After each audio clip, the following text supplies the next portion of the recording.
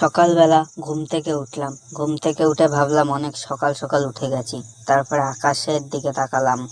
আকাশের দিকে তাকিয়ে দেখি তো দুপুর হয়ে গেছে। তারপরে ভাবলাম একটু নিচে নামি। নিচে যেই নামতে গেলাম, টপাস করে পড়ে গিয়ে নিচে গিয়ে মাথা ফেটে গেল। তারপরে হেঁটে হেঁটে একটু যাচ্ছিলাম, পাশে ছিল জঙ্গল। জঙ্গলের দিকে তাকালাম, দেখলাম একটা মুরগি। মুরগিটাকে ধরতে গেলাম, ভাবলাম খাবো। গিয়ে দেখে একটা ছেলে হাঁকছিল, সে দৌড় মারলো। তারপরে উপরের দিকে তাকালাম, দেখলাম আম গাছ, ভাবলাম আম খাবো। পরে গিয়ে আম গাছে উঠার ট্রাই করলাম, চেষ্টা করলাম, কিন্তু আম গাছে উঠতে পারছিলাম না। পরে চশমাটা লাগালাম নিজের চোখে।